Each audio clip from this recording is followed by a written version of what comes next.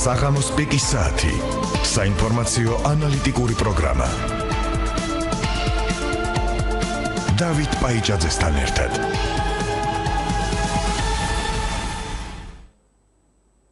მოგესალმებით კონსუმენტ პიკის საათი სტუდიაში დავით პაიჭაძე.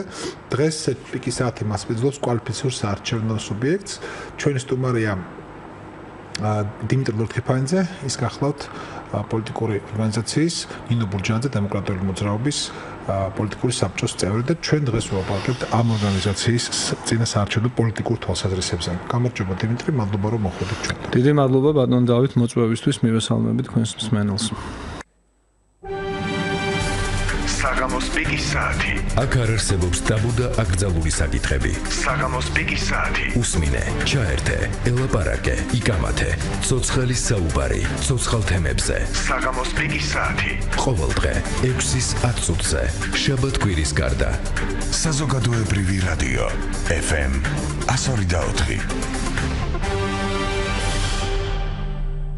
დავიწყოთ პიკის საათი.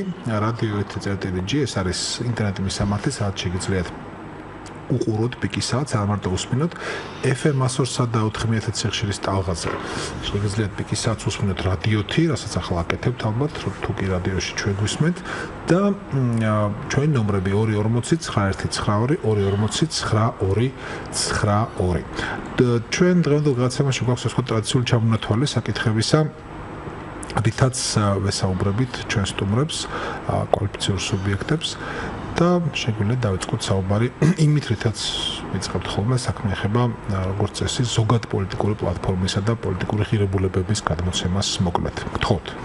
კიდევ ერთხელ მოგესალმებით. მე მინდა ვისარგებლო შემთხვევით თუ ნებას მომცემთ 2 წუთით გავაკეთო ერთი განცხადება, რომელიც ჩვენი პოლიტიკური პარტიის, ჩვენი საარჩევნო სუბიექტის ნინო ბურჯანაძე დემოკრატიული მოძრაობა საარჩევნო სიითი ნომერი 3-ს ეხება და მედია აქტივობასთან დაკავშირებით მინდა გავაკეთო განცხადება, ვინაიდან ჩვენ სამწუხაროდ არ გვაქვს ფუფუნება ხშირად პირდაპირ ეთერში ყოფნისა და როდესაც გვაქვს ეს შესაძლებლობა და ეს შემთხვევა, ამ შემთხვევაში თქვენის დამსახურებით ბატონ დავით მინდა თქვა, რომ სამწუხაროდ NDI-ის და IRA-ის ყველაზე საუკეთესო ტრადიციებს დაადგა რამოდენიმე დიდი მაუწყებელიც, რომლებმაც შექმნეს ეგრეთ წოდებული რეიტინგების სია, მას შემდეგ რაც მათ კვლევით ორგანიზაციებს დაუკვეთეს ყველაზე უფრო რეიტინგული ორგანიზაციების ხუთეულის დაჯგუფების, ასე ვთქვათ, მიზნით კვლევები და მიიღეს რა შედეგები, რომელშიც არც ერთ შემთხვევაში და არც მეორე შემთხვევაში ნინო ბურჯანაძე დემოკრატიული მოძრაობა არ მოხვდა ხუთეულში, ანუ არც რუსთავი 2-ის კვლევებით და არც იმედის კვლევებით.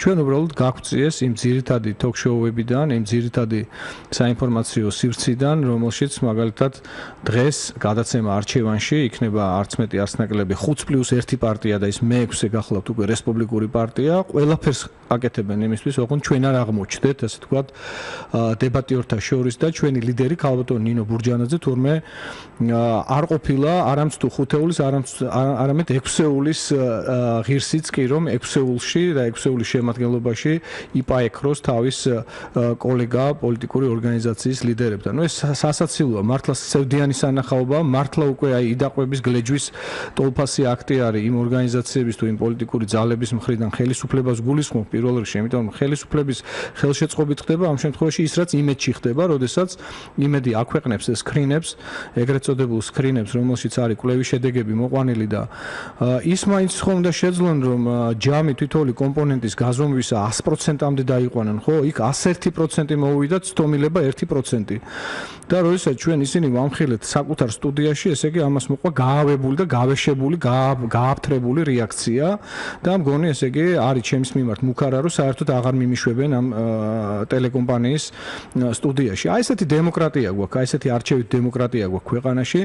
რას ვიზავთ, სიმართლე ყოველთვის უმცირესობის დასაცავი ხვედრი იყო ხოლმე ისტორიულად და დღესაც ასეა. ნინო ბურჯანაძე დემოკრატიული მოძრაობა რომ გადავიდეთ თქვენს მიერ დასმულ შეკითხვაზე ბატონ დავით, არის ნამდვილად უნიკალური ორგანიზაცია თავისი იდეოლოგიით, თავისი ხედვებით, ქვეყნის ჩიხიდან გამოყვანის იმ შესაძლო სქემებითა და ასე ვთქვათ, გზებით და ხერხებით რომელსაც ჩვენ თავაზობთ. მაგაზე ვილაპარაკებ, მე თქვით უბრალოდ პოლიტიკური პლატფორმა, ძირითადი პოლიტიკური განაცხადი რა არის თქვენი პარტიის და მე გადავიდეთ უკვე სხვა უფრო კონკრეტულ პოლიტიკურ საკითხებზე. დიახ, ჩვენი პოლიტიკური ძირითადი განაცხადი მდგომარეობს იმაში, რომ მოვახდინოთ ჯვარსახოვანი პოლიტიკის განხორციელება რეგიონის მასშტაბით და საქართველოს დაიბრუნოს ის ისტორიული მისია, რომელიც მას როგორც რეგიონალურ ლიდერს ყოველთვის წარმოაჩენდა ხოლმე და რომელიც დაიკარგა 2008 წლის აგვისტოს მოვლენების შემდგომ, იმგვარად რომ პერსპექტივაც კი ასეთი პოლიტიკის გატარების შემთხვევაში ქვეყანას დაიბრუნოს ლიდერის ფუნქცია რეგიონში ნამდვილად აღარ გააჩნია.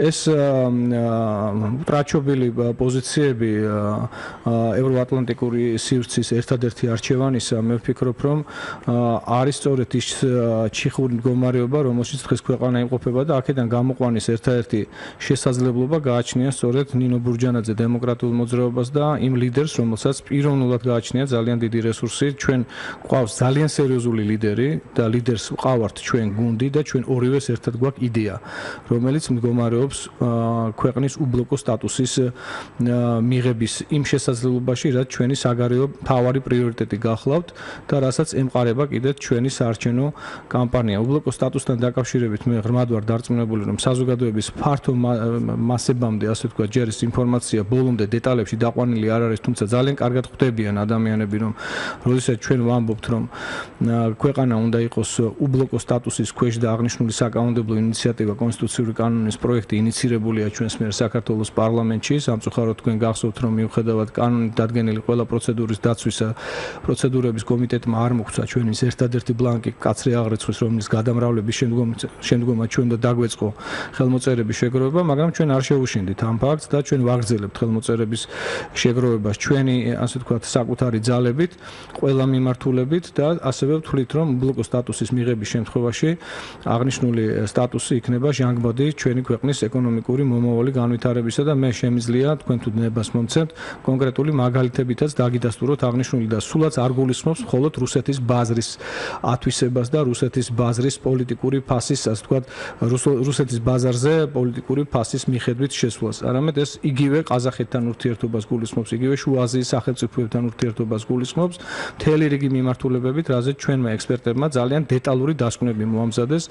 მინდა გითხრათ, რომ რამდენიმე დღის წინ რომელიმე ბლოკში ყოფნა რითი შეუშლის ამას ხელს ყაზახეთთან, ნუ ცენტრალური აზიის ქვეყნებთან ურთიერთობას, მაგრამ ფრაზას დავასრულებ, უბრალოდ გეტყვით, რომ ჩვენმა ექსპერტებმა მოამზადეს ძალიან საინტერესო ეკონომიკური გათვლის კონკრეტული პარამეტრები და მაგალითები თუ რა შედეგს მოიტანს უბლოკო სტატუსი საქართველოსთვის. მაგალითისთვის გეტყვით, რომ 400 მილიარდიანი პროექტი, რომელიც კაშაგანისა და თენგიზის საბადოებიდან რუსეთის ფედერაციის სამხრეთის გავლით, შავი ზღვის შემდგომი გავლით, ტანკერებით ნავთობპროდუქტების გადატანა, გადაზიდვას გულისხმობს ბოსფორის სრუტის მიმართულებით, თავისუფლად შეიძლება უბლოკო სტატუსის შემთხვევაში განხორციელდეს მილსადენის გაყვანა აფხაზეთისა და აჭარის ტერიტორიაზე, ანუ საქართველოს ტერიტორიაზე. ეს უნდა იყოს ზუსტად პოლიტიკური მსჯელობისა და შემდგომი ტერიტორიული მთლიანობის აღდგენის კიდევ ერთი გამსაზღვრელი კომპონენტი და გავიდეს თურქეთზე. ეს არის ერთ-ერთი ძალიან მარტივი პრიმიტიული მაგალითი, რომელიც უცებ მომყავს საზოგადოებამ, რომ იცოდეს, რას ნიშნავს უბლოკობა. თქვენ კითხვა დამისვით, თუ შეიძლება გამიმეორებთ უბლოკო სტატუსთან პოლიტიკურ ბლოკში ყოფნა რითი შეუშლის ხელს ცენტრალურ აზიასთან ურთიერთობას, ამაჯრობას მეთქი ეს ვიკითხე. ხო, რა თქმა უნდა, არც არაფრით არ შეუშლიდა ხელს თავის დროზე ჩვენ რომ გადაგვფარებოდა ქოლგა და 2008 წლის აგვისტოს ცნობილი მოვლენების წინ ჩვენ მიგვიღო სამოქმედო გეგმა, რომელიც მართლა კომუნისტურ პარტიაში შესვლის კანდიდატობას უფრო დაემსგავსა ჩვენს რეალობაში, ვიდრე რეალურად სამოქმედო გეგმის მონიჭების პოლიტიკური აქტისთვის მზაობას დასავლეთის მხრიდან. დღეს ძალიან ბევრი დასავლელი ლიდერი პირდაპირ აღიარებს თავის შეცდომას, რომ ეს იყო გამოუსწორებელი შეცდომა, რომ საქართველოს ვერ მიიღო. გამოუსწორებელიო არ ამბობენ, მაგრამ შეცდომა იყო. შეცდომა იყო გამოუსწორებელი, გამომდინარე იქიდან, რომ კატასტროფის წინაშე დავდექით ურემი გადაგვიბრუნდა. ჩვენ გვახსოვდეს, რომ 2008 წლის აგვისტოს მოვლენებამდე მე ხა ძალიან შევეცდები, რომ ობიექტური ვიყო. იყო. საქართველოს თავდაცვის ბიუჯეტი იყო 1.100 მილიონი. ეს იყო ერთ-ერთი ყველაზე უფრო საქართველოს ისტორიის ბოლო პერიოდში ყველაზე უფრო მზადმყოფი ქვეყანა იმისთვის, რომ განეხორციელებინა ნებისმიერი პარტნიორული მისია ნატოს ბლოკის სასარგებლოდ და მართლაც დემოკრატიული ინსტიტუტების განვითარების კუთხით გნებავთ საერთაშორისო მისიებში მონაწილეობის კუთხით იქნებოდა ეს კოსოვო, იქნებოდა ეს ერაყი, იქნებოდა შემდგომში უკვე აისაფი, რომელიც იმ დროს არ იყო ბუნებრივია, თუ მალის ცენტრალური რესპუბლიკა, რომელშიც დღემდე ჩვენ ვიღებთ აქტიურ მონაწილეობას. მე მგონი სრულიად საკმარისი საფუძველი უნდა ყოფილიყო. დღეს მაგალითად იენს სტოლტენბერგი პირდაპირ აცხადებს, რომ საქართველოსთვის ნატოს წევრობის ერთ-ერთი უმთავრესი პირობა გახლავთ მისი კონტრიბუცია, რომელსაც ის ეწევა უპრეცედენტო მასშტაბებით ნატოსთვის სასარგებლოდ და მსოფლიოს საერთაშორისო უსაფრთხოების წინაშე არსებული გამოწვევების პრევენციის კუთხით. მაგრამ ჩვენ ხო ამას დიდი ხანია გვეუბნებიან, მაგრამ სამწუხაროდ ჩვენ ვერ გავხდით, ასე ვთქვათ, საბოლოოდ ღირსნი იმისა, რომ სამოქმედო გეგმა, ასე ვთქვათ, მოგნიჭებოდა ნატოს წევრი სახელმწიფოების მხრიდან. ერთი საკითხია ის, რომ ჩვენ ნატოს საბჭოსა და საქართველოს პერმანენტული ურთიერთობები დღემდე გრძელდება და აგერ ბატონო ძალიან მნიშვნელოვანი იყო კი ბატონო სტოლტენბერგის ჩამობრძანება და ნატოს საბჭოების შეხვედრა საქართველოს პარლამენტში მიმდინარე შეხვედრას გულისხმობ, რომელიც ერთი კვირის წინ განხორციელდა, მაგრამ ეს არაფერი არ არის იმ შედეგებთან მიმართებით, რომლითაც ჩვენ ვერ ვღებულობთ საბოლოო ჯამში ქმედით დახმარებას და დღეს უკვე უნდა დავივიწყოთ ჩვენ ნატოს ძახილი. დღეს უნდა ჩვენ ვეძებოთ რაციონალური გზები. კი ბატონო, ვისაც უნდა რომ იძახოს ნატო, იძახოს მან ეს ნატო. ერთი ამინდა კითხოთ. თავისი უბლოკო სტატუსი გავს ნეიტრალიტეტს, ნეიტრალიტეტის ტოლფასია თუ რას ნიშნავს ეს? უბლოკო სტატუსი, როცა ვლაპარაკობთ უბლოკო სტატუსზე, ძალიანობურად პატარა ქვეყანა და პატარა ქვეყნის მოქალაქეებს გვებადება შეკითხვები იმაზე, რა შეკითხვის დასმასაც ისედაც ვაპირებთ თქვენთვის. საქმე ეხება უსაფრთხოების პოლიტიკას, საგარეო პოლიტიკის ძირითად პრიორიტეტებს. კარგი ვთქვათ, ხარ უბლოკო ქვეყანა, ანუ არც ერთ ბლოკში, არც ერთ პოლიტიკურ და სამხედრო ბლოკში არ შედიხარ, ხო?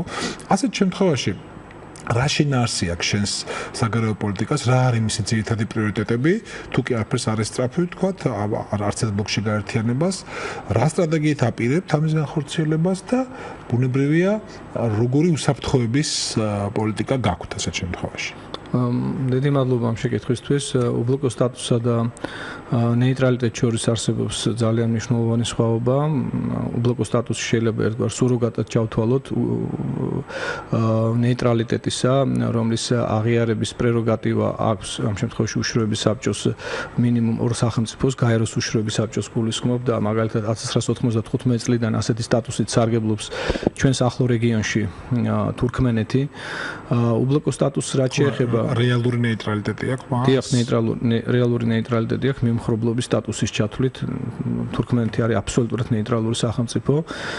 თუ უფრო კლასიკურ ფართო ნეიტრალიტეტზე გავლენას არავის გავლენა არ აქვს, ის რომ თქვა თურქმენულ გაზს ერთი პირველად ამის რუსეთი ყიდულობს, ხა იქ როგორ არის ნეიტრალიტეტის ნიშანი? გასაგებია, ამ შემთხვევაში უშროების საბჭოში პრევალირებდა და დომინანტი იყო რუსული ინტერესები და ამ რუსული ინტერესებს გარკვეული კონკრეტული ეკონომიკური ფასის სანაცვლოდ გაუწიეს ანგარიში ისეთმა დიდმა სახელმწიფოებმა, როგორც იყო ამერიკის შეერთებული შტატები. როგორც ჩანს, თანხმდებოდნენ იმაზე, რომ თურქმენეთში, რომელიც ერთ-ერთი უმდიდრესი ქვეყანაა დამეთანხმებით ნახშირწყალბადებით, უნდა მომხდარიყო, ასე ვთქვათ, გარკვეული კონსენსუსის მიღწევა, რომ გარეულობა არ მოხდებოდა. ამავე დროს არის დამოუკიდებელ სახელმწიფოთა თანამეგობრობის წევრი და სადავო ნეიტრალიტეტი გამოდის, თუ კი ხარ მაინც ამ პოლიტიკური გაერთიანების წევრი. ხო, მაგრამ ეს გარკვეული, ასე ვთქვათ, მიუხედავად ჩვენ გასულები ვართ SNG-დან, თავისუფალი თანამეგობრობის კავშირიდან, ჩვენ მაინც გვაქვს გარკვეული ვალდებულებები, იცოდით თუ არა თქვენ ეს არ ვიცი, მაგრამ მაგალითად მისკის ჩარჩო კონვენცია 1993 წლის ჩვენ კვლავ გვავალდებულებს, მაგალითად უკრაინასთან, ბელორუსთან, რუსეთთან გაწყვეტილია ეს ურთიერთობები, სამართლებრივი ურთიერთდახმარების ვალდებულებებზე. ხო, ეს სხვა თემაა, სხვა საკითხია. მე მინდა გითხრათ, რომ ფართო ნეიტრალიტეტი ყველაზე უფრო კლასიკური გაგებით საერთაშორისო სამართლის სუბიექტი გახლავთ შვეიცარია, რომელიც 1815 წლიდან სარგებლობს ფართო ნეიტრალიტეტით. ყველაზე უფრო ნათელი გამოხატულობა უბლოკო სტატუსით სარგებლობის პრიორიტეტისა არის ავსტრია, სხვათა შორის ავსტრია მეორე მსოფლიო ომის დროს ყველაზე ადვილად გადარჩა, ასე ვთქვათ, იმ ტერიტორიული განაწილების პროცესში გარკვეულ დარტყმას, როგორც საბჭოთა კავშირიდან, ისევე ვთქვათ, ამერიკის შეერთებული შტატებიდან, რომლებმაც დატოვეს ფაქტურად ავსტრია და ავსტრიამ მიიღო ესე იგი მუდმივი ნეიტრალიტეტის შესახებ კანონი მეორე მსოფლიო ომის დასრულების შემდგომ. და ის სხვათა შორის საბანკო ინფრასტრუქტურის განვითარების კუთხით ერთ-ერთი ყველაზე უფრო მოწინავე ქვეყანაა აღმოსავლეთ ევროპის, საერთოდ ევროპის კონტინენტზე. ასევე მინდა გითხრათ, რომ 1955 წლიდან მას შემდეგ რაც სისხლისგან დაიცალა ფინეთი და ფინეთს ჰქონდა მართლაც გააფთრებული ომები საბჭოთა კავშირთან, ეს იყო კარელიასთან დაკავშირებული თემა და არა მხოლოდ კარელიასთან დაკავშირებული, ფინელი ხალხი მართლაც გმირულად იბრძოდა საკუთარი დამოუკიდებლობისთვის, თუმცა ეს მას ძალიან ძვირად დაუჯდა და საბოლოო ჯამში პოლიტიკური ხელისუფლების ბრძნული გადაწყვეტილების საფუძველზე 1955 წელს ფინეთმა მიიღო უბლოკო სტატუსი. აი ეს ვნიბლოჩნის სტატუსი რუსულად რომ განიმარტოს, ეს არ არის კიდევ ერთხელ ვიმეორებ ნეიტრალიტეტი. ფინეთი არ არის ნეიტრალური სახელმწიფო. მან ცალმხრივად, ცალსახად საკუთარი პრეროგატივიდან გამომდინარე განაცხადა უბლოკო სტატუსის შესახებ, რაც იმას გულისხმობს, რომ ის არ გახდებოდა ნატოს წევრი ქვეყანა. მის ტერიტორიაზე არ შემოვიდოდა უცხო სახელმწიფოს ჯარები და არ მოხდებოდა დისლოცირება, არც მუდმივად და არც დროებით, რამაც უზრუნველყო გრძელვადიან პერსპექტივაში, მათ შორის რუსეთის ფედერაციასთან სავაჭრო ეკონომიკური ცხოველი ურთიერთობების დამყარება და 36% ექსპორტისა ფინეთის მოდის სწორედ რუსეთის ფედერაციაზე და ეს შეუქცევადი პროცესია მისი ეკონომიკური აღმავლობისა და ხელშემწყობი ფაქტორი და გარემოება. ჩვენი უბლოკო სტატუსის იურიდიული დეფინიცია ჟღერს ასე, რომ ქვეყნის ტერიტორიული მთლიანობის თავდაცვისა და უსაფრთხოების ინტერესებიდან გამომდინარე საქართველოს უარს აცხადებს გახდეს რომელიმე სამხედრო ბლოკის ან ალიანსის წევრი და ამავე დროს უარს აცხადებს, რომ მის ტერიტორიაზე 1991 წლის გაეროს მიერ საერთაშორისოდ აღიარებულ ტერიტორიაზე განთავსდეს უცხო ქვეყნის ჯარები. თუ კარგად დააკვირდებით ჩვენს მიერ წარმოდგენილ ფაბულას, თქვენ კარგად დაინახავთ, რომ ასეთი საკონსტიტუციო ნორმის თეორიულად ამოქმედების შემთხვევაში რუსული საოკუპაციო ჯარების სტატუსი კიდევ უფრო ოკუპაციური ხასიათისთვისებას იძენს. იმიტომ რომ ამ შემთხვევაში ჩვენ კონსტიტუციაში გვიწერია, რომ საქართველოს უარს აცხადებს ნებისმიერი უცხო სახელმწიფოს ჯარის განთავსებაზე.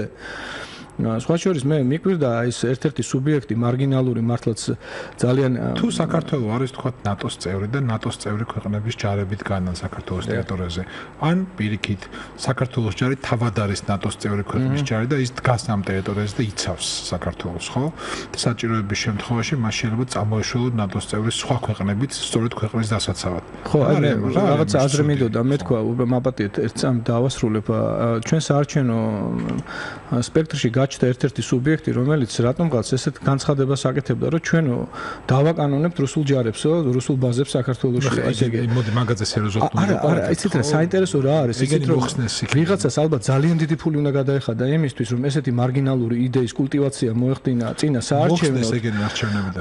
და ჩვენ ზუსტად იმას ვამბობთ, რომ არც ერთი უცხო სახელმწიფოს ჯარი არ უნდა იყოს და არც ამერიკული, არც რუსული და არც ნებისმიერი სხვა ევროპული სახელმწიფოს ჯარი საქართველოს ტერიტორიაზე არ უნდა იდგეს. როგორ დაიცავს საქართველოს? და გეტყვით მოგახსენებთ ეხლავე რა. ჩვენ რომ ამ იდეით არ გამოვდივართ, რატო გამოვდივართ? გამოვდივართ იმიტომ, რომ დღეს უკვე შეიმჩნევა რესპუბლიკური პარტიის მხრიდან, მაგალითად უსუფაშვილი გამოდის ესეთი იდეით, რომ არაო ჩვენო პირიქით უნდა შევეცადოთ, რომ ბლოკური სტატუსი უნდა ავსახოთ კონსტიტუციაშიო და ჩვენი ევროატლანტიკური სისტემისადმი ერთგულებაო უნდა გამოვხატოთ ჩვენი კონსტიტუციური კანონის პროექტითო. და ჩვენო ბურჯანაძისგან განსხვავებით, ამას უფრო ადვილად მოვახერხებთ, ვინაიდან ჩვენ მოქმედი პარლამენტის წევრები ვართ, ჩვენო უფრო გამარტივებული პროცედურებით შეგვიძლია აღნიშნულის მიღწევა და 76 დეპუტატი პარლამენტში გამოიძებნება, რომელიც ამას მხარს დაუჭერსო. რა თქმა უნდა, ქართული ოცნება ეჭვით შეხვდა უსუფაშვილის ასეთ განცხადებას, იმიტომ რომ ფლაგმანი ამ შემთხვევაში დასავლური ღირებულებებისადმი ერთგულების აღმოჩნდა რესპუბლიკური პარტია, მეორე ადგილზე გადმოინაცვლა ოცნებამ იეჭვიანა და მოხდა ის, რაც მოხდა. ერთმანეთში ვეღარ იყოფენ ახლა, რომელია ერთგული ნატოსი და რომელი კიდე ერთგული ქვეყნის უსაფრთხოებისა და თავდაცვისუნარიანობის ამაღლებისა და ჩვენ ამ დროს ვამბობთ, რომ არ უნდა მოხდეს ქვეყნის კვიპროსიზაცია. ბატონო დავით, კვიპროსიზაცია პირდაპირ გაგებით შეიძლება ზუსტად ანალოგიური მაგალითი არ იყოს რელევანტური, იქ რაც ხდება კვიპროსში, როდესაც თურქეთმა ოკუპაცია მოახდინა ნახევარი კვიპროსის, ხოლო ნახევარი ბერძნული გავლენების ქვეშ დარჩა, მაგრამ მეორეს მხრივ ზუსტად ანალოგიური ხდება აქ. თქვენ ძალიან კარგად მოგეხსენებათ, რომ აფხაზეთისა და ცხინვალის რეგიონის საოკუპაციო რეჟიმის შემდგომი პერიოდის გაგრძელების შემთხვევაში, იმ პირობით თუ კი დაუშვებთ, რომ დანარჩენი საქართველოს შევა ნატოში, ქვეყანა გაიხლიჩება ორ ორ ფერად. ერთი იქნება რუსული გავლენის ქვეშ, მეორე იქნება ნატოს გავლენის ქვეშ, ერთ მხარეს იქნებიან რუსული ბაზები, მეორე მხარეს იქნებიან ნატოს ბაზები და ქვეყანა იქნება პერმანენტული დაპირისპირების პოლიგონი. ეს არ გვინდა ჩვენ. აი ამიტომ არის რომ საზოგადოებას ჩვენ გვინდა აუხსნათ უბლოკო სტატუსის ძალიან დიდი მნიშვნელობა და როდესაც თქვათ მივაღწიეთ უბლოკო სტატუსს, ჩვენ უკვე რუსეთს ვეუბნებით, თქვენ რუსები ფაქტიურად ჩვენს მიერ კონსტიტუციაში ასახული კანონიდან გამომდინარე ხართ არამც თუ ოკუპანტები, არამედ დადასტურებული სტატუსით ხართ ოკუპანტები და იქნებით მანამ, სანამ თქვენ არ გაგვცემთ ახლა პასუხს. გუშინ გეშინოდათ ნატოსი, გუშინ გეშინოდათ ნებისმიერი სამხედრო ბლოკის ან ალიანსის ან ჩვენი თანამშრომლობის ნებისმიერ სხვა უცხო ქვეყნის სახელმწიფო სამხედრო, ასე თქვათ, პოლიტიკურ ალიანსებთან, ხო? დღეს ჩვენ გეუბნებით, რომ ჩვენ გავათავისუფლეთ ქვეყანა ყველანაირი მსგავსი შესაძლებლობისგან, ოღონდ პირობა პოზიტიური იმისა, რომ ჩვენი კონსტიტუციური კანონი ამოქმედეს არის ის, რომ ის უნდა მოქმედებდეს 91 წელს გაეროს მიერ საყოველთაოდ აღიარებული ტერიტორიის ფარგლებში, რაც სოხუმს და ცხინვალს გულისხმობს პირველ რიგში. აი ეს არის ზუსტად ის თეთრი ფურცელი, რომლითანაც ჩვენ გვინდა ჩვენი ტერიტორიული მთლიანობის ფასის, პოლიტიკური ფასის განსაზღვრა დავიწყოთ. კარგი, მოდი ახლა სხვა საკითხებზე გადავიდეთ. მაგ საკითხსაც ჩვენ ახლა ვიხებოდით აქამდე. შეიძლება არაერთი გადაცემა მიუძღვა რა მარტო გადაცემის ნაწილი. არის ძალიან საინტერესო დეტალია კიდეც, უკრაინასთან დაკავშირებით არ მისაუბრია. მოდი არის სხვა პოლიტიკური საკითხები, რომელთა მიმართაც საინტერესო უნდა იყოს თქვენ პოლიტიკური ორგანიზაციის პოზიცია. მოდი ვილაპარაკოთ სასამართლოებზე, იმიტომ რომ ეს არის შტო ხელისუფლებისა, ეს არის ინსტიტუტი, რომელსაც დამოუკიდებელ საქართველოში ამოქმედების დღიდან არ მოაკლდა და არ აკლდება კრიტიკა. თქვენ მას აკრიტიკებთ, როცა ადვოკატი იყავით, ადვოკატობით პარლამენტის წევრობისას, დღეს ოპოზიციაში ხართ და საინტერესოა, როგორ ხედავთ აი ამ ესე იგი სასამართლოების დამოუკიდებლობის და გაჯანსაღების საკითხს, ნდობის გასაძლიერებლად რა შეიძლება მოიმოქმედოს. დიდი მადლობა ამ შეკითხვის პოლიტიკურმა ძალამ სასამართლოს მიმართ ნდობის.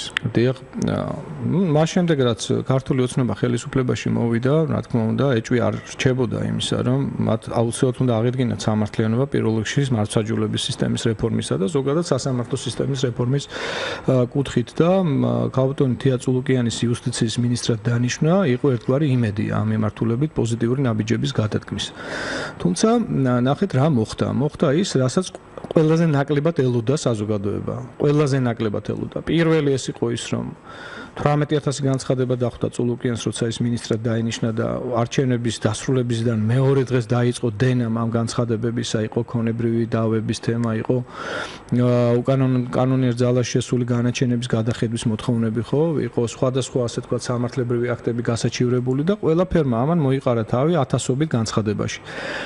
იმის მაგივრად, რომ შეესრულებინათ პირობა ქართულმა ოცნების მთავრობამ გააკეთა ესეთი უტიფარი განცხადება, სრულიად სამარცხვინო, მე ვფიქრობ, მათ თქვეს, რომ იმის გამო, რომ უამრავი განცხადება დაგროვდაო და პოტენციურად ამ განცხადებების უკან არსებული სამოქალაქო სარჩელით განსაზღვრული ზიანის ანაზღაურების ვალდებულების შემთხვევაშიო სახელმწიფოს უნდა დაეკისროს მრავალმილიარდიანი ვალდებულებებიო, რისი გადახდის უნარიცო ქვეყანას არ გააჩნიაო. ამიტომ ჩვენო სახელმწიფო კომისიის შექმნაზეო, სამართლიანობის აღდგენის სახელმწიფო კომისიის შექმნაზე ამ ეტაპზე უარს ვაცხადებთო და გპირდებითო რომ ყველაფერს კარგად განვახორციელებთ მას შემდეგ რაც პირველ, მეორე და მესამე ტალღას დავასრულებთ სასამართლო სისტემის რეფორმისო და ეს პირველი და მეორე მესამე ტალღა სხვა არაფერი იყო თუ არა კიდევ მორიგი ნაცრის შეყრა, კიდევ უარესი, ანუ ნავთი გადაასხეს საერთოდ ადამიანებს ცეცხლზე, როდესაც განაცხადეს, რომ ჩვენო ეხლა ყველა ის მოსამართლე, რომელიც სააკაშვილის რეჟიმის დროს სასამართლო სისტემას წარმოადგენდა, უნდა გავათავისუფლოთ პოლიტიკური წნეხისგანო. აი რა ვქნათო, დღესაც უზენაეს სასამართლოს თავმჯდომარე არისო სწორედ კონსტანტინე კუბლაშვილიო და კონსტანტინე კუბლაშვილის გავლენები ჯერ კიდევ საცეცები ძალიან ძლიერიაო მათზეო, მაგრამ ჩვენო რა თქმა უნდა ამ ადამიანებს არ გავყრითო სისტემიდანო, ჩვენ ადამიანებს გავათავისუფლებთ კუბლაშვილის და სააკაშვილის გავლენებისგანო და მოახდინეს რა, დაიწყეს ამ ადამიანების დაწინაურების სამართლებრივი საფუძვლების შექმნა.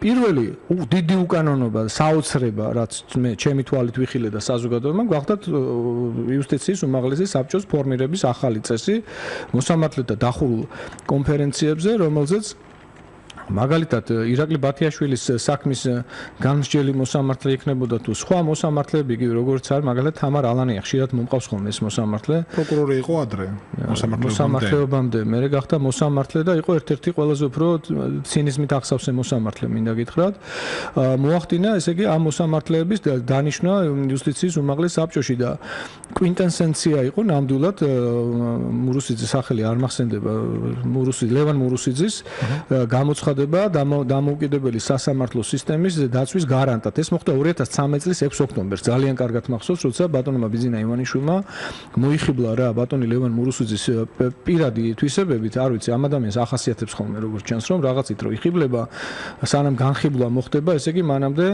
ადამიანი აყავს უმაღლეს პედესტალზე დიდების და ეს ადამიანი გამოაცხადა არც მეტი არც ნაკლები ადამიანი, რომელმაც მიიღო გადაწყვეტილებები სულხან მოლაშვილის, შალვა ობგაიძის და სანდრო გირგულიანის საქმეებზე. შალვას ქონებრივი დავის საქმეზეც. შალვა ობგაიძის. და ესეთი რამ მოხდა ბატონ დავით, რომ სტრასბურგის ადამიანის უფლებების დაცვის პრეცედენტული სასამართლოს მიერ მიღებული გადაწყვეტილებაც კი, რომელშიც გამოუგნებელი ეწოდებოდა მართლმსაჯულების პროცედურული დემოკრატიის ნიუანსებს, რომელთაც სავსე იყო, ასე ვთქვათ, ბრჭყალებში რო ვთქვათ, მარგალიტებით სავსე იყო სანდრო გირგულიანზე მიღებული გადაწყვეტილება და რომლის ლომის წილი სწორედ ბატონი ლევან მურუსიძის კონკრეტულ მოსამართლეებზე საქმე ეხება მაინც არა კონკრეტული მოსამართლეები გასაგებია თქვენ სხვა მაგალითი ვერ დავამტკიცებ უბრალოდ არა მოდი მე არაფერში არ შემაქეჭვი თქო შეიძლება გაცემოს სხვანაირად წარიმარხოს მაგრამ აქ ამ გადაცემაში პოლიტიკური ორგანიზაციის ფუნდამენტური ხედვები უნდა გაუზიაროთ ჩვენს მენელებს თქვენი კრიტიკა კონკრეტულია და მადლობა ამისთვის მაგრამ ეს შესავალი იყო ეხლა დაგიზიარებ ჩვენს ხედვას საინტერესოა მაგალითად თქვენი აზრით რა აკლია კანონს იმისთვის თუ რამე აკლია კანონს იმისთვის რომ მოსამართლე და სასამართლო იყოს უფრო დამოუკიდებელი თავისუფალი გამბედავი თუ გნებავთ ხო თუ ეს არის მორალის საკითხი თუ ადამიანური მასალა არ ვარგა ქართველი იურისტების ან იურიდიული სკოლა ისეთი რომ ზრდის ტიპებს რომლებიც მიდრეკილნი არიან სისტემის მორჩილებისაკენ და არა მისგან დამოუკიდებლობისაკენ ანატომია თუ არ ახსენით ბატონ დავით ისე რა უნდა გავაკეთოთ თავიდანვე რომ ეგრე დავიწყო მაგალითად დავიწყებ ეგრე კარგით მაშინ შევწყვიტავ მურუსიძეზე საუბარს აი მაგალითად კონსტიტუცია რასაც ამბობს საქართველოს მეც ეგ მინდოდა ზუსტად მეთქვა ეს შეესაბამება საქართველოს მართლა არის გარანტია მათ თავისუფლებისთვის საქართველოს კონსტიტუციის 92 მუხლი რომელშიც წერია რომ არავის არ აქვს უფლება მოსთხოვოს ანგარიში მოსამართლეს ნებისმიერი მის მიერ წარმოებული საქმის ფარგლებში. მეტიც იქ წერია რომ აკრძალული და დაუშვებელია მოსამართლის დაკავება და აპატიმრება, ხო? ბუნებრივია ამ ფონზე კითხვა ისმის მოსამართლე რომელიც ჩვეულებრივი ადამიანია და შეიძლება არამც დაუშვას შეცდომა, არამედ განზრახ ჩაიდინოს დანაშაული და მოახდინოს საქართველოს სისხლის სამართლის კოდექსის სამოხელეო თავით გათვალისწინებული ნებისმიერი გადაცდომის დაშვება, როგორც არის სამსახურებრივი გულგრილობა, უფლებამოსილების გადამეტება თუ ბოროტად გამოყენება და ამისი არაერთი ფაქტი არსებობდა. სხვა საკითხია, რომ არც ერთი სისხლის სამართლის საქმე არ არის აღძრული არც ერთი მოსამართლის წინააღმდეგ მის მიერ პოტენციურად ჩადენილი, ასე ვთქვათ, ასეთ დანაშაულის ფაქტზე. და ეს იმიტომ, რომ მიხეილ სააკაშვილმა 2005 წელს დაიბარა ეს მოსამართლეები გვალმაგიდასთან დასვა ყველანი, უთხრა რომ ისინი შეიტანდნენ ანუ ხელისუფლება შეიტანდა მათთვის სასარგებლოდ ისეთ მნიშვნელოვან ცვლილებებს, რომელთაც ისინი აბსოლუტურად დაცულები იქნებოდნენ და გარანტირებული ნებისმიერი მათზე ზეწოლისაგან, სამართლებრივი ზეწოლისაგან და აქედან გამომდინარე უთხრა მათ, რომ თქვენო მართლმსაჯულება არ უნდა აღასრულოთ თქვენი გულმოწყალების ხარჯზე. ეს იყო და ეს ამის მერე იყო უკვე ნულოვანი ტოლერანტობა, ამის მერე იყო რომ შეეკვეცა მოსამართლეებს ყველანაირი ბერკეტები, მოსამართლეები გადაიქცნენ კლერკებად და ნოტარიუსებად, როდესაც ამტკიცებდნენ იმ საპროცესო შეთანხმებებს, რომლის მეორე მხარე ფაქტორად არც თუ მზად არ იყო გადაეხადა 100,000-ობით ლარი, არამედ უკანასკნელ ქონებას ყიდდა იმისთვის რომ გადაეხადა ეს აღნიშნული და მოსამართლეს არ ქონდა უფლება რომ ეჭვი შეეტანა გადახდის უნარიანობაში, თქვა მხარისა, რომელსაც პროკურატურა იბარებდა, უწერდა ანგარიშებს, ესე იგი საიდან როგორ შეეძლოთ მათ ეს თანხები მოეპოვებინათ და მოკლედ აღვირახსნილობის და დანაშაულის ეს იყო რა ქვია კასკადი რომელსაც ჩადიოდნენ იმ დროს ხელისუფლებაში. ეს ყველაფერი კანონით იყო გამყარებული ბუნებრივია და ამიტომ ჩვენ ვამბობთ რომ დავიწყოთ ჯერ მოსამართლის ცენზით. სამოსამართლეო ცენზი რომელიც 28 წელი იყო, მე 30 წლამდე ავიდა. მე ვფიქრობ რომ სრულად არასაკმარისია იმისთვის რომ მოსამართლედ ესე იგი ჩამოყალიბდეს ადამიანი, იმიტომ რომ მას მე ესე მგონია რომ ჭირდება 3 საფეხური აკადემიური განათლების მიღებისა, ჭირდება გარკვეული პრაქტიკა, რომელიც დღეს კანონითაც არის 5 5 წელი, მაგრამ თუ კი ეს ამ დოქტორი უნდა იყოს ამას ამბობ? უნდა იყოს, დიახ, უნდა იყოს და უნდა იყოს აკადემიური წრის წარმომადგენელი მოსამართლე. არ შეიძლება მოსამართლე რაღაცა პოლიტიკური შეხედულებებით ინიშნებოდეს მხოლოდ იმიტომ, რომ ესე იგი მისი წახალისება უზრუნველყოფს შემდგომში მისი მხრიდან პოლიტიკური ტრენდების რაღაცის მხარდაჭერას. დისერტაციის დაცვა დღევანდელ საქართველოს იურისპრუდენციაში ეს არის გარანტია ღრმად გასწავლული იურისტობისა? ყოველ შემთხვევაში ცენზი ამ შემთხვევაში თქვენ გამოვლილი გაქვთ თქვენ სტუდენტი იყავით თქვა საბჭოთა დროს მე აღარ მე უყურებით თქვა ახალ დამოუკიდებელ საქართველოში რა ხდებოდა ხო იცით ახლა დისერტაციები როგორ იცვლებოდა მაშინ ეხა სხვა ამბავია ცოტა მესმის მაგრამ მე არ ვაყენებ ერთმნიშვნელოვნად ეჭქვეშ დისერტაციის დაცვის მნიშვნელობას მაგრამ ეჭქვეშ ვაყენებ იმას რომ ეს არის უპირობო გარანტია მაღალი კლასის იურისტობისა არა მე გეთანხმებით რა თქმა უნდა ახლა თქვენ თუ დღევანდელი რეალობიდან გამოდიხართ მეც გახლავარ ტექნიკური უნივერსიტეტის დოქტორანტი ზუსტად ვიცი რა ვითარება და რა ხდება საერთოდ დღევანდელ ჩვენს უმაღლეს განათლების ასე ვთქვათ სისტემაში ძალიან რთულია რა თქმა უნდა ორიენტირება იმ მიმართულებით რომ ყველაფერი კარგად არის და უმაღლესი ასე ვთქვათ თუმცა რაღაც ნაბიჯები ამ მიმართულებით იდგმება მინდა გითხრათ და შოთა რუსთაველის ფონდთან ურთიერთობის კუთხით შემიძლია რომ რაღაცა ნაბიჯები პოზიტიური ამ მიმართულებით იდგმება, მაგრამ მე სხვა რაღაცა მინდა ვთქვა. მე მინდა ვთქვა, რომ 30 წლის მოსამართლეს ჯობია, რომ მოსამართლე იყოს 35 წლის თქო. ამის თქმა მინდა. ხო, ეგ გავიგე. დიახ, და მე მგონი ამაში ძალიან ბევრი ადამიანი დაგვეთანხმება. მე ასევე მგონია, რომ თუ კი მაგალითად დემოკრატიული მოძრაობა, ნინო ბურჯანაძის დემოკრატიული მოძრაობის მიერ შემოთავაზებული ამპაროს მოდელი, მექსიკური მოდელი დააფუძნდება ქვეყანაში, ადვილად წარმოსადგენი იქნება ის ფაქტი, რომ საკონსტიტუციო კონტროლის სასამართლო ორგანოს როლის და ინსტიტუციური ფუნქციის გაზრდის შემთხვევაში პარალელურად შეიძლება მართლმსაჯულების განმახორციელებელი ორგანოს წარმომადგენლის, ანუ მოსამართლის კონტროლი. და იმ შემთხვევაში თუ კი მოსამართლე ჩაიდენს გადაცდომას, მის მიერ გადაცდომაზე დაწყებული შიდა მოკვლევა, რომელიც დისციპლინარული მოკვლევის ფარგლებში საიდუმლოა ხოლმე, იცით თქვენ და იუსტიციის უმაღლეს საბჭოში მიმდინარე მოკვლევების გახმაურების უფლება არავის არ აქვს, არამც თუ მას მტკიცებულებად ვერ გამოიყენებს მოსამართლის წინააღმდეგ, აი ეს მითიც უნდა დამთავრდეს მოსამართლის ხელშეუხებლობისა. ყველამ ძალიან კარგად უნდა ვიცოდეთ რა კონკრეტული გადაცდომა ჩაიდინა მოსამართლემ და საკონსტიტუციო კონტროლის სასამართლო ორგანოს გაძლიერების შემთხვევაში შეიქმნება სპეციალური კოლეგია, რომელიც ერთის მხრივ კანონიერ ძალას შესულ განაჩენებს გადახედავს, მეორეს მხრივ სისხლის სამართლის საპროცესო იძულების ღონისძიების გამოყენების მომენტში თუ კი კონსტიტუციასთან შეუსაბამო იქნება მოსამართლის გადაწყვეტილება, ამას გააუქმებს ბრალდებული პირის სასარგებლოდ და მოსამართლის მისცემს პასუხისგებაში და მესამე იქნება ეს სწორედ ქონებრივი დაავებებთან დაკავშირებით საჯარო რეესტრებში და ნოტარიუსების მიერ საჯარო რეესტრში შეგენებულად ხარვეზებით დარეგისტრირებული საქმეების, ასე ვთქვათ, რევიზირება. თქვენ ძალიან კარგად იცით, რომ ძალიან ბევრი დავა არის სწორედ საჯარო რეესტრებში არსებული ხარვეზების გამო და არ არსებობს მექანიზმი, რომელიც ამას გამოასწორებს. ამიტომ ჩვენ ვთვლით, რომ ამპაროს მოდელი, მექსიკური მოდელი, რომელიც არის ძალიან ძლიერი ინსტიტუცია, რომელიც გერმანიაში მუშაობს ძალიან მაღალ დონეზე და ვენეციის კომისიის წევრები როცა იყვნენ საქართველოში 2011 წელს, მე მათ ვესაუბრე, როგორ იყენებს მეთქი გერმანია ამ პრაქტიკას, მითხრეს, რომ გერმანიის მართლმსაჯულების ხარისხის ძალიან მაღალი ხარისხის მიუხედავად 2% ეპარება თუ მოსამართლეებსო იქაცო ხარვეზები დგებაო გადაწყვეტილებებიო და ადამიანურია. და ეხლა ვიფიქრე ხა გერმანიაში თუ 2%-ია ბატონ დავით ჩვენთან რამდენი იქნება დღემდე წარმოგიდგენიათ? ეხლა რამდენი იქნება გერმანიიდან გამომდინარე მაგრამ 10% ხარისხი ჩვენთან გაცილებით უფრო უარესია მართლმსაჯულების. მოდი მსვენელები მივიღოთ, გამარჯობა. გამარჯობა ბატონ დავით. გამარჯობა ბატონ დიმიტრი. მოგესალმებით. ბატონ დიმიტრი, მე თქვენთან ერთი კითხვა მაქვს. ექსპერტები ყველა იმას იძახის, რომ ის რაც ივანიშვილს მოვიდა იმ პროდასავლური ჩვენ როგორც შეგვიძლია თქვა ლიბერალურ სოციალურ დემოკრატიულ გლეხთან მიმართებაში რომ ის ყველაფერს დაკეთებდა ამ შეფის სასარგებლოდ და თქვენ ბურჯანაძე იძახის რომ ხელფასები იქნება 250 ლარი მაქსიმუმ და ხელფასები სახელმწიფოში იქნება არაუმეტეს 10 ჯერ როგორც ევროპაშია ეს ყველაფერი არის ბლეფი, იმიტომ რომ მასაც ისევე მიადგებიან ბიზნესმენები როგორც ივანიშვილის პარლამენტში და მოისყიდიან საკმაოდ დიდი თანხით, რომ ის ყველაფერი ისევე დაავიწყდება, როგორც ეს მოვიდა მილიარდელ ივანიშვილს. მიუხედავად იმისა, რომ ბურჯანაძე არც მილიარდელია და არც მილიონერი. თქვენ რას ვთქვით, რამდენად შეიძლება ესე მოხდეს, იმიტომ რომ ისეთ ხალხს ვერ იშოვით საქართველოში, რომ მაგალითად 2500 ლარად იმუშაოს ან მინისტრად, ან მოადგილედ, ან გინდათ პრეზიდენტად. ძალიან საინტერესო შეკითხვაა. დიდი მადლობა. არ დაგიდოთ ყურბელი თუ გნებათ მე ჩამეკითხეთ. მეორე მსმენელი მარგარეტი შოვა. მეორე მსმენელი დიახ, გამარჯობა. არ დაგავიწყოთ. გამარჯობა ბატონო დავით. კაი კითხვა იყო. გამარჯობა თქვენ სტუმარს კი ვერ გავიგე მანქანების ხმაურში ვინ არის თქვენ? დიმიტრი გახლავთ ლორდ კიფანიძე.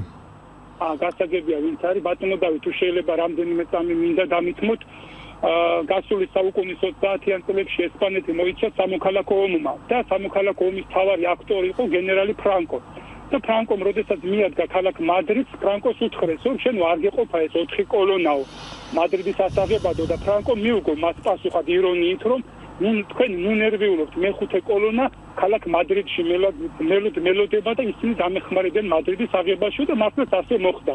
ბატონო დავით, ეხლა მე არ მაინტერესებს ვის ეწყინება და გაუხარდება. მე ჩემი სამშობლოს ბედი მაგილეს პირველ რიგში და დღეს ქართულ რეალობას რო დაუბრუნდეთ, ქალბატონი ბურჯანაძე და მე ქალბატონი ინაშვილი, ეს არის მეხუთე კოლონის კლასიკური წარმომადგენლები, ვლადიმერ პუტინის ადგილობრივი დამქაშები და ეს თქვენი სტუმარით ზუსტად არის სერგო ორჯონიკიძის კლასიკური გამოვლინება, მეტი არაფერი არ არის. მაგრამ სამწუხაროდ ერთი წუთი დავასრულოთ თუ შეიძლება. მოდი კითხვა დავუსვათ რა. ხო, კითხვამდე მივარ, კი, სამწუხაროდ რეალობა ის არის. და დროც უნდა დაუტოვოთ რა უპასუხოს.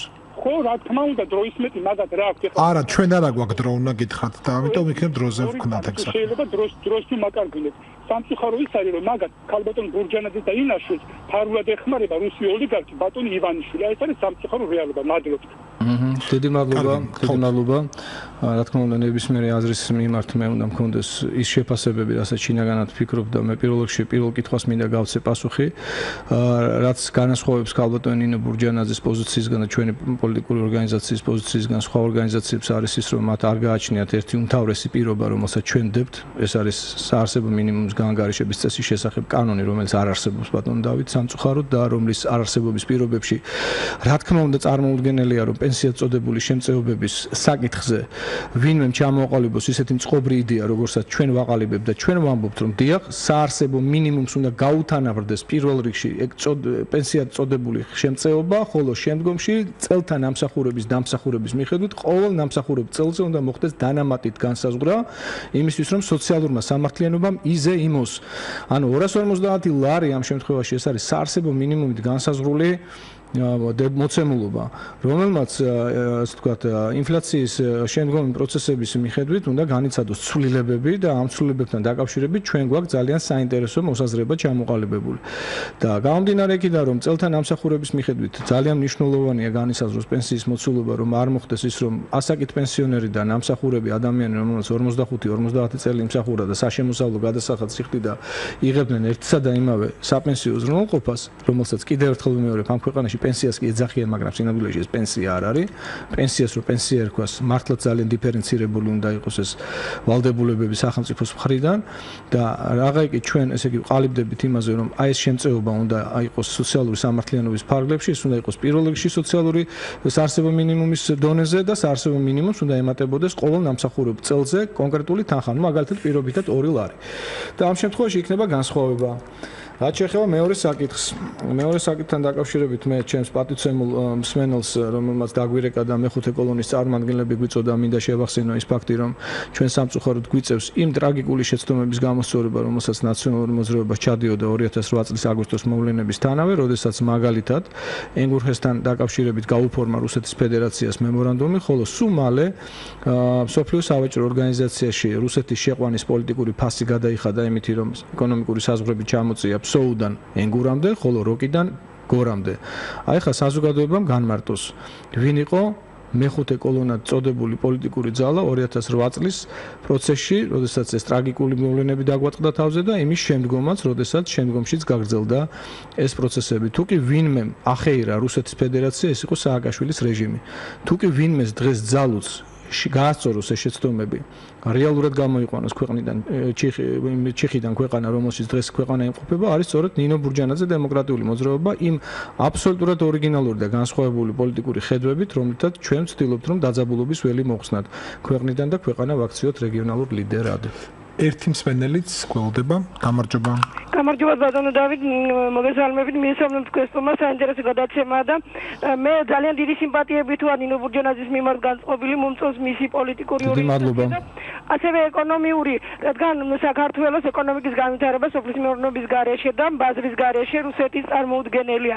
მე უბრალოდ მაინტერესებს თქვენ პროგრამაში რა წილი უდევს სამართლიანობის აღდგენას, აი წინა ხელისუფლებამ შეგვიდა და თითიც არ გაუნძრევია.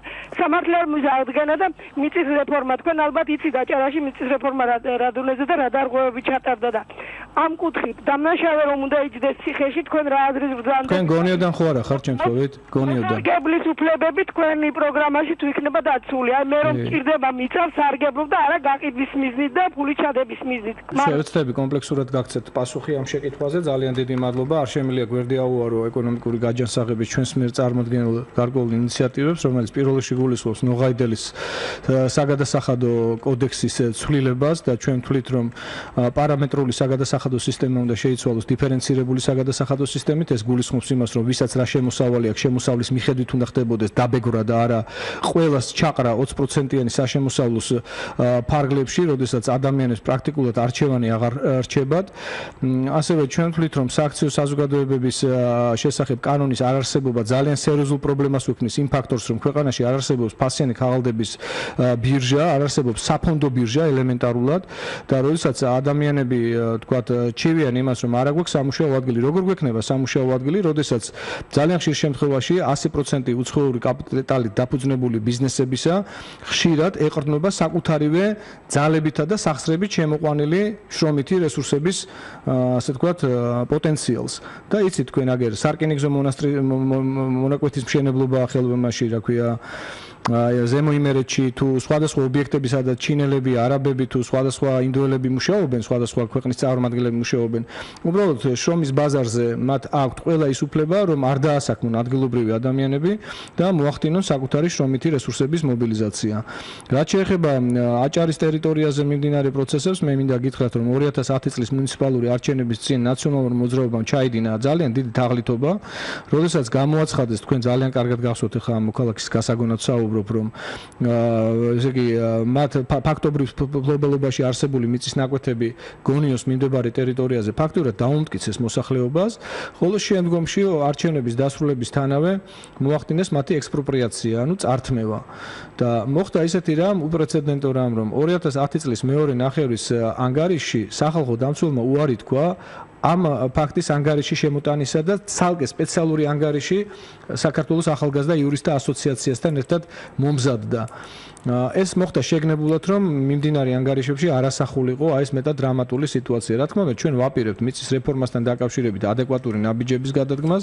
ჩვენ ვაპირებთ სამართლიანი სამართლებრივი გარემოს აღდგენას საარჩევნო სისტემის რეფორმირების გზით პირველ რიგში და მაჟორიტარული საარჩევნო სისტემის გაუქმება და სამხარეო პროპორციულის შემოღება იქნება ერთ-ერთი პირველი პროგრესული ნაბიჯი, რასაც ჩვენი დასავლელი პარტნიორები მათ შორის მხარს უჭერენ და მე ღრმად ვარ დარწმუნებული, რომ მათ შორის ეროვნული უმცირესობების სამოქალაქო ინტეგრაციის პროცესში სამხარეო პროპორციული წარმომადგენლობითი უფლებამოსილება იქნება ნამდვილი გამოსავალი იმისა, რომ ერთჩვენიერ დღეს მართლაც მთელმა ქვეყანამ თქვათ, რომ ჩვენ ყველანი აზერბაიჯანელებიც, სომხებიც, რუსებიც, ქართველებიც, ყველანი ვინც ამ ქვეყანაში ცხოვრობთ, ვართ პოლიტიკური ერის ქართველი ერის წარმომადგენლები.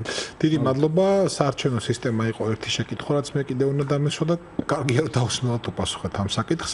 დიმიტრი ლორთქიფანიძე, ნინო ბურჯანაძე, დემოკრატიული დიდი მადლობა. მოძრაობის პოლიტიკური საბჭოს წევრი გახდათ. ჩვენი სტუმარი დღეს პიკისააჩი და ჩვენ შევეცადეთ მსმენელამდე მიგვეტანა ამ პოლიტიკური ორგანიზაციის ხედვები რამდენიმე მნიშვნელოვან პოლიტიკურ საკითხზე, საგარეო პოლიტიკაზე, უსაფრთხოებაზე, საგარეო პოლიტიკურ სტრატეგიებზე, სასამართლო სისტემის მოწყობაზე, საარჩევნოზე და ასე შემდეგ. ერთი ორი სიტყვა ეკონომიკაზე ვთქვით, როგორც მახსოვს, მადლობა თქვენ. დავით პაიჭაძეს მიხავდა პიკის საათი, თია ბიჭაშვილმა გასწია ხმის რეჟისორობა, ნინო რამიშვილი გახდათ პროდიუსერი. მადლობა მსმენელებს, ნახვამდის ხვალამდე.